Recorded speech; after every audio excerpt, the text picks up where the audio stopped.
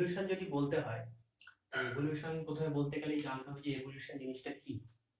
Evolution জিনিসটা বলতে গেলে দেখো কথাটাই আসছে ইভলিউশন। ইভলিউশন কথাটা এসছে হচ্ছে ইভলভ থেকে। ইভলভ মানে কোনো কিছু একটা জিনিস রয়েছে, তো সেটাকেই আস্তে আস্তে গ্রো করলো, গ্রো করে তার মধ্যে কিছু ডেভেলপমেন্ট এলো, কিছু চেঞ্জেস এলো। তো আগে যেরকম ছিল সেরকম আর থাকলো না, নতুন একরকম জিনিস তৈরি হয়ে গেল। তো সেই জিনিসটাকে আমি বলছি হচ্ছে ইভলভ করা, কোনো কিছু ধরে একটা ইভলভ করছে। তো জিনিসটা কি, একটা ধরো কোনো একটা সিম্পল একটা অর্গানিজম রয়েছে, তো সিম্পল অর্গানিজমটা টাইম বাই টাইম সে কি করছে, যখন এনভায়রনমেন্টের মধ্যে রয়েছে, এনভায়রনমেন্টের মধ্যে থাকার মধ্যে তার মধ্যে নতুন নতুন কিছু কিছু ক্যারেক্টার আসতে শুরু করছে। এই নতুন নতুন কিছু ছোট ছোট ক্যারেক্টার আসছে, তারপরে কিছু নতুন ক্যারেক্টার আসার পর তার মধ্যে কিছু কিছু করে আস্তে আস্তে ছোট ছোট কোনো চেঞ্জ হচ্ছে। এই ছোট ছোট চেঞ্জগুলোই ধরো কন্টিনিউয়াস প্রসেস।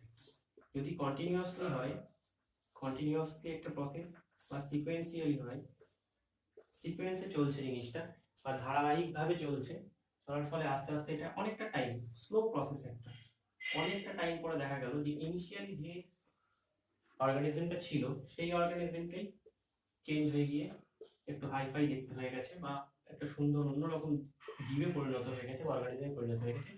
তো তার এই যে একদম ইনিশিয়ালি একটা সিম্পল অর্গানিজম থেকে আস্তে আস্তে মোর কমপ্লেক্স একটা অর্গানিজম তৈরি হচ্ছে। এই যে জিনিসটা তৈরি হচ্ছে, যে যার মাধ্যম দিয়ে মাঝে যে মাইনিউট চেঞ্জেস গুলো আসছে, যার ফলে সে নতুন নতুন ক্যারেক্টার করছে, যার ফলে সে এনভায়রনমেন্টের সাথে মানিয়ে নিতে পারছে, এই জিনিসটাকেই বলতে হচ্ছে এভলিউশন বা অভিব্যক্তি। ওকে, এবার এই এভলিউশন এর মধ্যেই একটা টপিক আছে হচ্ছে origin of life. Origin of life বলতে গেলে জীবন কি করে উৎপত্তি হয়েছিল। ওকে, তো জীবন কিভাবে উৎপত্তি হয়েছিল সেটা যদি জানতে হয়, তো সেটা জানতে গেলে দেখো আমি ডান দিকে একটা চার্ট করে রেখেছি। তো তার জন্য অনেক সায়েন্টিস্ট বলো বা অনেক ফিলোসফার্স বলো, তারা অনেক রকম থিওরি দিয়েছেন। যে থিওরিগুলো দিয়েছেন তার মধ্যে অনেকগুলো থিওরি দেখো, একটা হচ্ছে 1 নম্বর লিখেছি স্পেশাল এভলিউশন, 2 নম্বর লিখেছি cosmic theory, 3 number spontaneous origin, তারপর সায়ানোজেন থিওরি, তারপর আছে theory of Oparin and Haldane, etcetera etcetera, অনেক রকম থিওরি দিয়েছেন। তো তার মধ্যে প্রথম দিকের যে থিওরিগুলো ছিল সেই থিওরিগুলোকে একটু বলা যাক। যেমন দেখো ফার্স্ট আছে স্পেশাল এভলিউশন। স্পেশাল এভলিউশন, তো স্পেশাল এভলিউশনে কি হয়েছিল না, তখনকার দিনে কিছু দার্শনিকদের মতবাদ অনুযায়ী যে পৃথিবী যখন মানে তৈরি হয়েছিল, তার থেকে নাকি 6 দিনের মধ্যেই পৃথিবীর মধ্যে জীব তৈরি হয়ে গেছিল। তো এটা একটা দার্শনিক মতবাদ যার কোনো ভিত্তি নেই।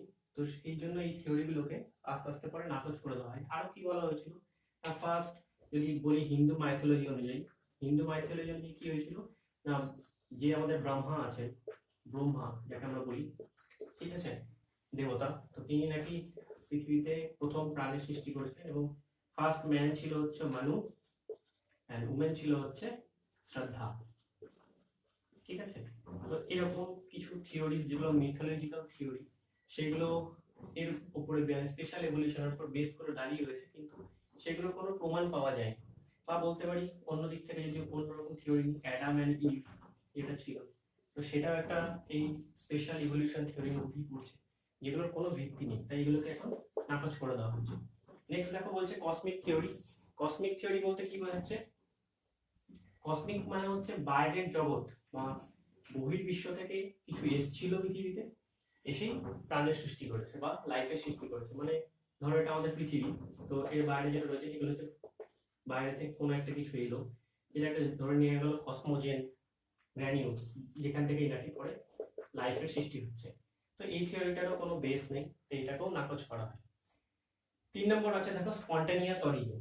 আচ্ছা, স্পন্টেনিয়াস অরিজিন নিয়ে অনেক বিজ্ঞানী অনেক রকম কথা বলেছেন। তো সেই সায়েন্টিস্টদের মত অনুযায়ী বলছেন যে কিছু একটা জিনিস রয়েছে, ধরে নিলাম একটা পিস অফ মিট রয়েছে, মানে ছোট একটা মাংসের টুকরো রয়েছে, তো সেটাতে আমরা যদি এমনি নর্মালি রেখে দিই, কদিন পরে দেখবো এর মধ্যে কিছু ম্যাগটস বা কিছু লার্ভা দেখতে পাই, ঠিক আছে, পচে যায়, পচে গিয়ে তার মধ্যে কিছু ছোট ছোট লার্ভা দেখতে পাই। তো এই জিনিসটাকে অবজার্ভ করে কিছু সায়েন্টিস্ট কি বললেন, যে এই পচা মাংসটা থেকে অটোমেটিক্যালি বা স্পন্টেনিয়াসলি তার মধ্যে লাইফ সৃষ্টি হচ্ছে। তার মানে লাইফ সৃষ্টি হয়েছে স্পন্টেনিয়াসলি বা অটোমেটিক্যালি, কোনো কিছু কারণ ছাড়াই, মানে ভেতর থেকে অটোমেটিক তৈরি হচ্ছে।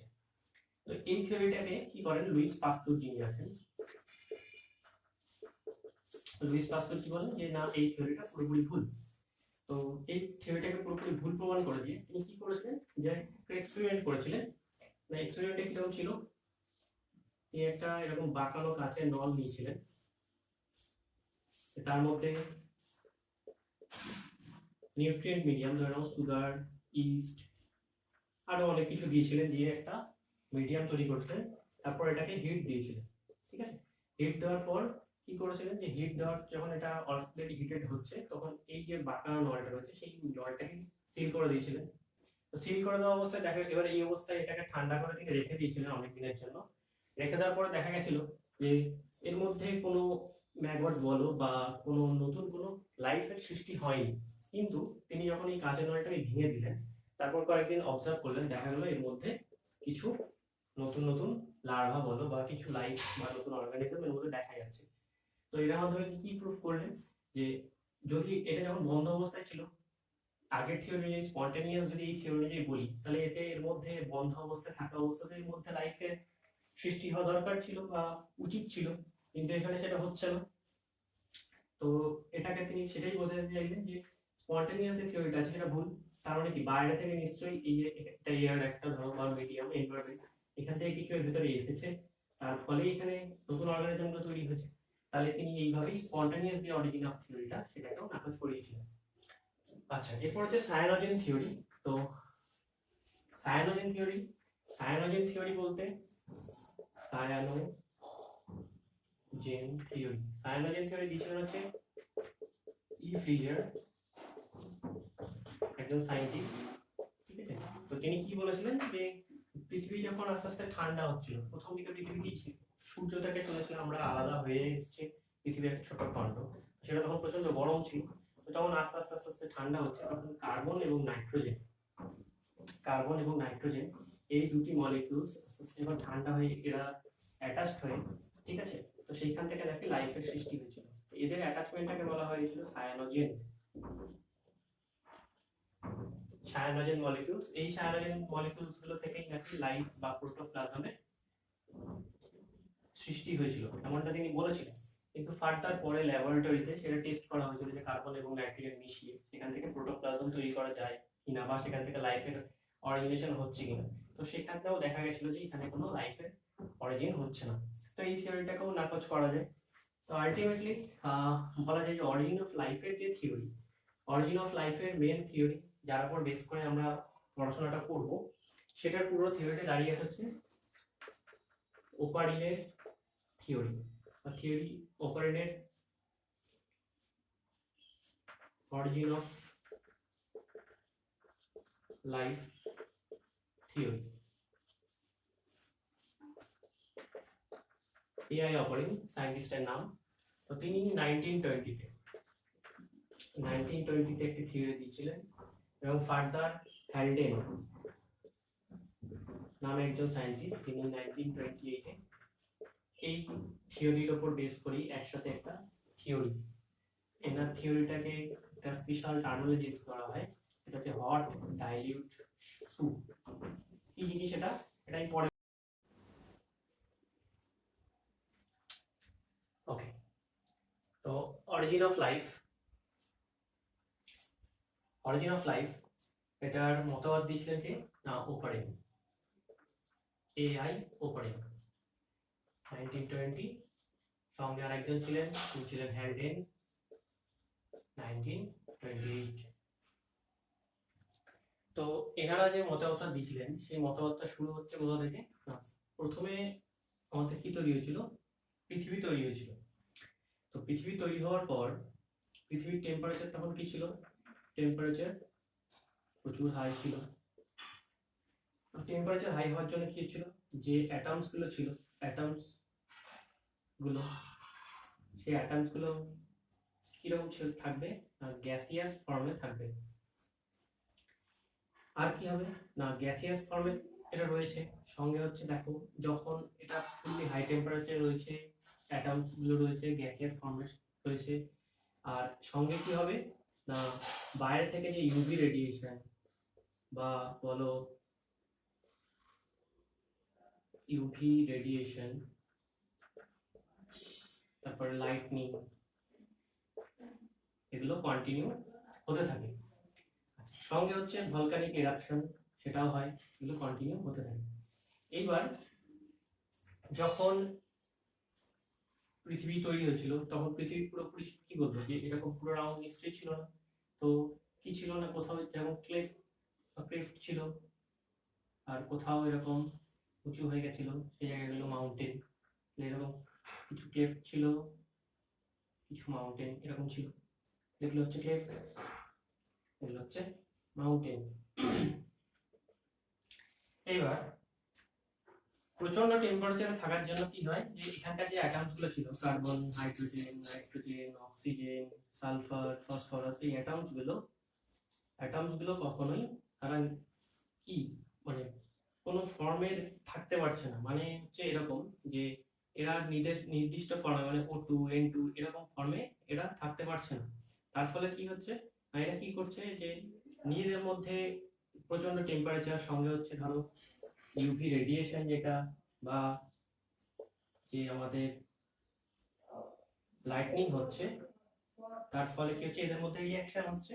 রিঅ্যাকশন হওয়ার ফলে কি তৈরি করছে না, তাই এরা কি করতে পারে, কার্বন ডাই অক্সাইড তৈরি করছে, অ্যামোনিয়া তৈরি করছে, মিথেন তৈরি করছে। কিন্তু এগুলো সবগুলো কি আছে, গ্যাসিয়াস ফর্মে রয়েছে। আচ্ছা, তো গ্যাসিয়াস ফর্মে রয়েছে এবং এতটাই টেম্পারেচার থাকছে যে তারা কখনোই নিজেদের মধ্যে ধরে অক্সাইড ফর্ম থাকতে পারছে, বাট ফ্রি O2 যেটা, সেটা কখনোই থাকতে পারছে না। তাহলে কি মিডিয়াম আমাদের যেটা থাকলো সেটা হচ্ছে অক্সিজেন ফ্রি, অক্সিজেন নেই এখানে। ওকে, আচ্ছা, তো এরপরে কি হবে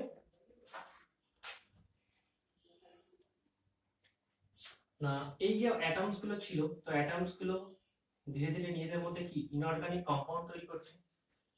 অ্যাটমস গুলো এবার কি করছে না, ইনঅর্গানিক কম্পাউন্ড ফর্ম করছে।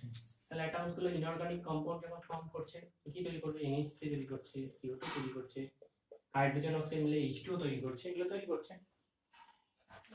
মিথেন মিথেন আসছে, মিথেন তৈরি হচ্ছে, বাট সেটা পরে বলছি। তো এইগুলো হচ্ছে ইনঅর্গানিক কম্পাউন্ড তৈরি করছে, এরা ইনঅর্গানিক কম্পাউন্ড।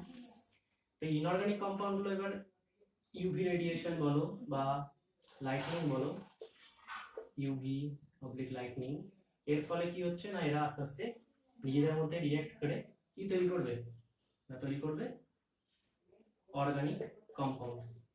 ঠিক আছে, কিন্তু সেটা কিভাবে হলো, বললাম যে পৃথিবীর এবার টেম্পারেচার তখন কি ছিল, অনেক হাই ছিল। যখন আস্তে আস্তে পৃথিবীর টেম্পারেচার কম হচ্ছে, যখন <100°C চলে আসবে, তখন কি H2O যেটা ছিল সেটা কি হবে, আস্তে আস্তে নিচের দিকে ডিপোজিট করবে বা কনডেন্সড হয়ে যাবে। কনডেন্সড হওয়ার ফলে এরা কি হবে, রেন আকারে এসে পৃথিবী পৃষ্ঠে পড়বে। তার ফলে হচ্ছে এবারে যে কেপগুলো ছিল সেগুলো কি ওয়াটার দিয়ে ফিল আপ হয়ে যাচ্ছে।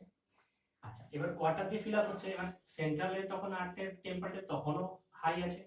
তার ফলে কি এইখানকার ওয়াটারটা কি হচ্ছে, প্রচন্ড গরম অবস্থায় থাকছে। তার ফলে এখান থেকে আবার বাষ্প হয়ে বা ভেপার আকারে উপরে উঠে যাচ্ছে।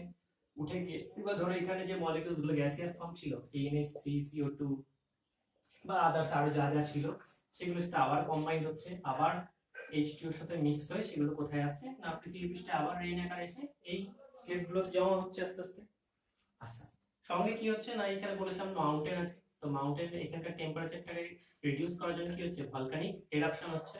ভলকানিক এরাপশনের ফলে এখানে টেম্পারেচার যেটা যাচ্ছে, সেই টেম্পারেচারটা কি এদেরকে এনার্জি প্রোভাইড করছে। সঙ্গে হচ্ছে বললাম ইউভি রেডিয়েশন, লাইটনিং, এগুলো হচ্ছে এনার্জি প্রোভাইড করছে। তার ফলে এবার কি হবে না, এখানে গিয়ে তখন এই ইনঅর্গানিক কম্পাউন্ড গুলো পরস্পর নিজেদের মধ্যে অ্যাটাচড হয়ে গিয়ে সিম্পল অর্গানিক কম্পাউন্ডে ফর্ম করছে বা সিম্পল অর্গানিক কম্পাউন্ড তৈরি করছে। তো সিম্পল অর্গানিক কম্পাউন্ড যখন তৈরি করছে, তো সিম্পল অর্গানিক কম্পাউন্ড গুলো কি কি ছিল না, সিম্পল অর্গানিক কম্পাউন্ড যেগুলো সেগুলো কি, আমরা সিম্পল অর্গানিক কম্পাউন্ড বলতে কি বুঝি, সেগুলো ফর্ম করছে কি, প্রথমে তৈরি করবে হাইড্রোকার্বন, তাই তো। হাইড্রোকার্বন তার মানে কি মিথেন তৈরি হবে, ইথেন তৈরি হবে, এগুলো সরি স্পেলিং ভুল হয়েছে। হাইড্রোকার্বন গুলো কি করছে, মিথেন, ইথিলিন এগুলো পরপর ফর্ম করছে। এই হাইড্রোকার্বন গুলো আবার পরে কি হবে না, এরা এই হাইড্রোকার্বন গুলো থেকে আবার কি হবে, এদের ডেরিভেটিভ তৈরি করবে। ডেরিভেটিভ হিসেবে কি বলতে পারি, অ্যালডিহাইড, কিটোন এগুলো ফর্ম করছে। তাহলে সিম্পল যেগুলো ছিল সেগুলো থেকে অ্যালডিহাইড, কিটোন এগুলো তৈরি হচ্ছে। সঙ্গে কি আরো কি তৈরি হবে না, ফর্মিক অ্যাসিড, তারপরে অ্যামাইনো অ্যাসিড, ফ্যাটি অ্যাসিড,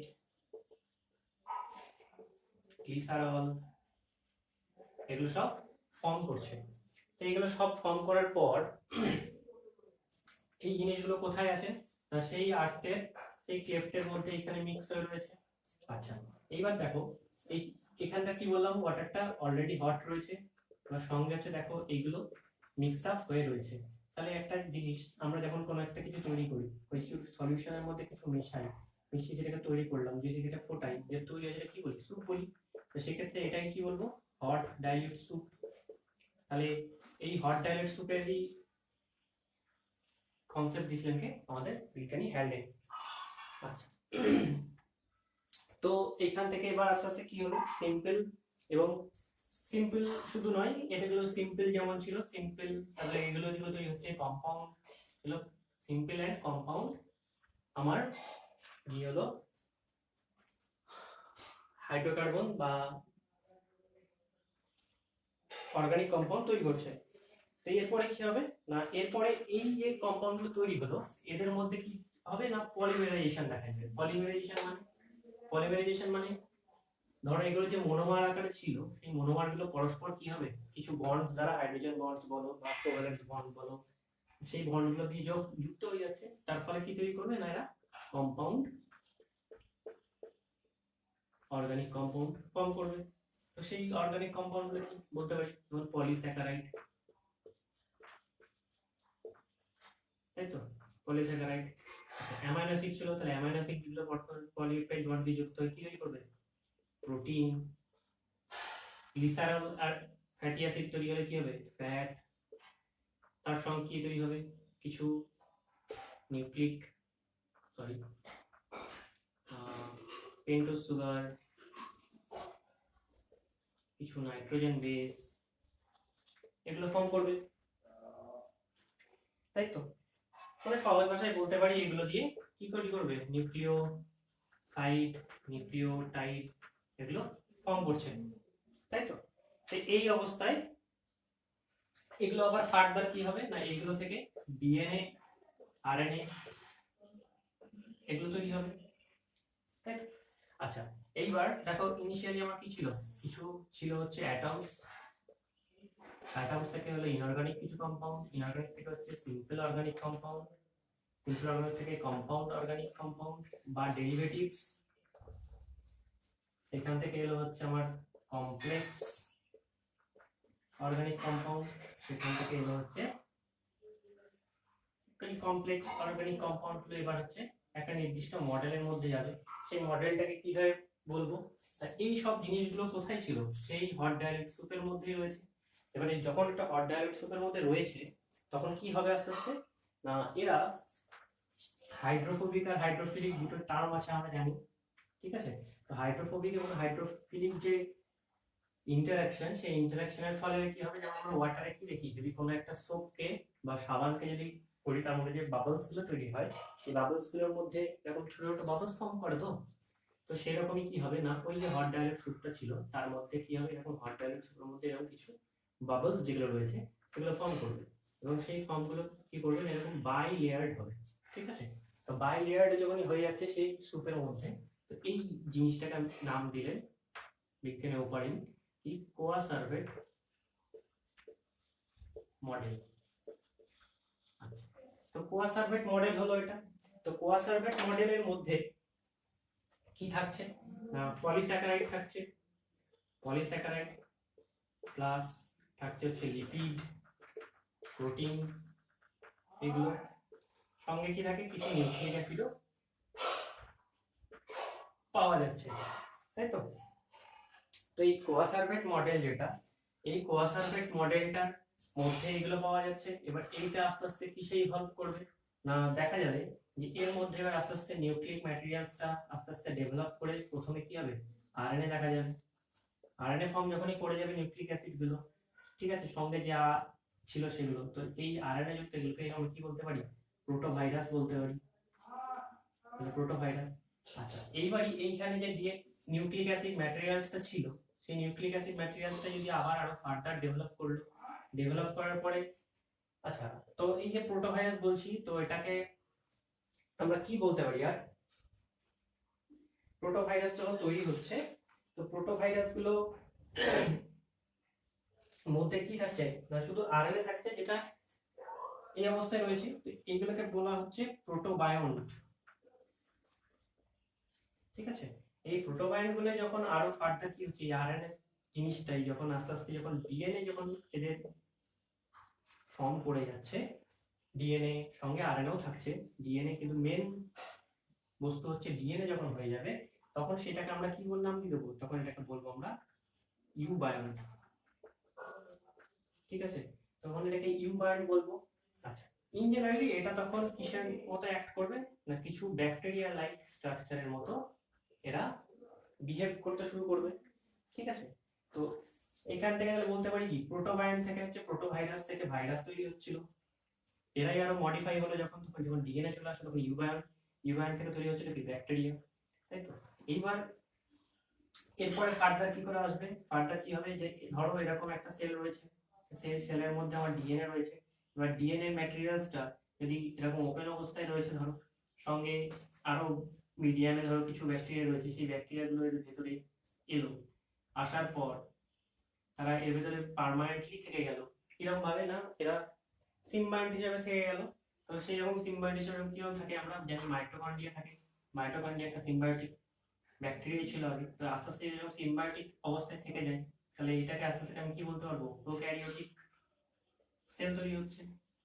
আচ্ছা, এরপরে আরো ভালোভাবে যদি বলতে চাই, এবার এই সেলের ধরো সেল মেমব্রেন যেটা ছিল সেটা আস্তে আস্তে এরকম ভাবে ইমাজিনেশন হয়ে তার ভিতরে আরেকটা এরকম করে লেয়ার তৈরি করে নিল,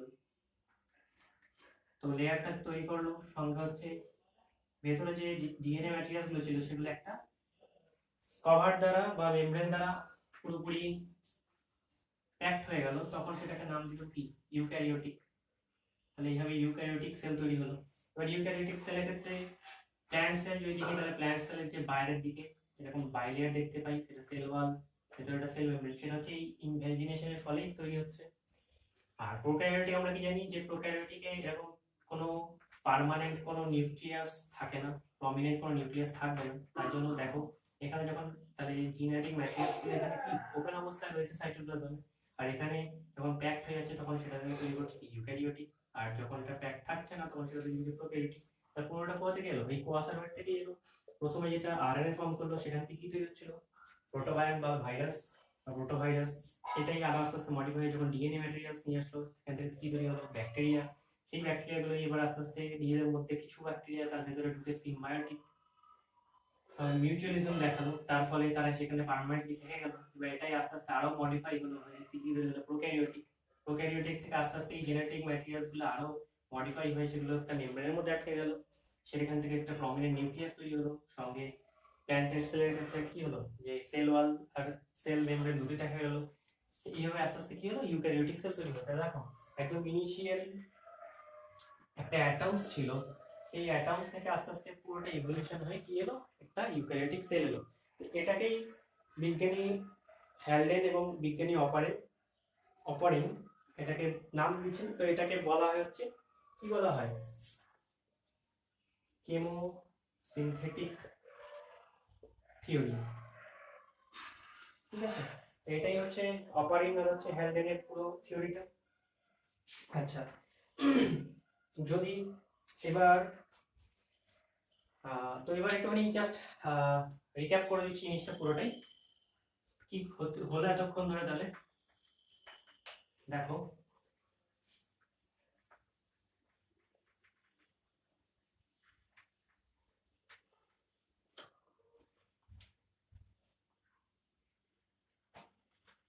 জিনিসটা কি দাঁড়ালো শেষমেশ, না কিছু এরকম অ্যাটমস ছিল, সেখান থেকে কি হলো ইনঅর্গানিক কম্পাউন্ড থেকে অর্গানিক কম্পাউন্ড, সিম্পল অর্গানিক, সেখান থেকে কমপ্লেক্স অর্গানিক, তাই তো। এইখানে যেটা হলো সেটা আমরা কি বলবো, কেমোজেনি, পুরোটাই কেমিক্যাল। তারপরে এখান থেকে কি হলো না হট ডায়ালেট সুপের মধ্যে গিয়ে সেখানে আস্তে আস্তে যেটা তৈরি করলো সেটা হচ্ছে কোয়াসারভেট। কোয়াসারভেটের মধ্যে যখন আরএনএ থাকলো তখন সেখানে তৈরি হলো কি প্রোটোবায়ন। আচ্ছা, তো প্রোটোবায়ন এটাই যখন এই আরএনএ ম্যাটেরিয়ালসটা কি চেঞ্জ হয়ে গেল, যখন ডিএনএ হয়ে গেল তখন সেটাকে নাম দিয়ে দিলাম নিউক্লিক অ্যাসিড। যখন ডিএনএ হিসাবে চলে আসলো তখন নাম দিলাম হচ্ছে ইউবায়ন। এই যে জিনিসটা হচ্ছে এটাকে কি নাম দেবো, বায়োজেনি। ওকে, তো বায়োজেনি। আচ্ছা, এটা হচ্ছে কোজেনোজেনি, যেখানে দেখালাম যে এই ইউ ব্যাকটেরিয়া গুলো পরস্পর মিউচুয়ালিজমের মাধ্যমে সেই হট ডায়ালেট সুপের মধ্যেই পুরোটা রয়েছে। তো এইগুলো আস্তে আস্তে এখান থেকে প্রোক্যারিওটিক প্লাস এখান থেকে ইউক্যারিওটিক সেল তৈরি করছে। তাহলে এই প্রসিডিউরটার নাম দেবো হচ্ছে কোজেনোজেনি। ঠিক আছে, তাহলে ফার্স্ট হলো কেমোজেনি, দেন এখান থেকে যখন যেটা তৈরি হলো সেটা হচ্ছে বায়োজেনি, তারপরে যেটা হচ্ছে সেটা হচ্ছে কোজেনোজেনি। আচ্ছা, তো এই সবটাই তো হলো।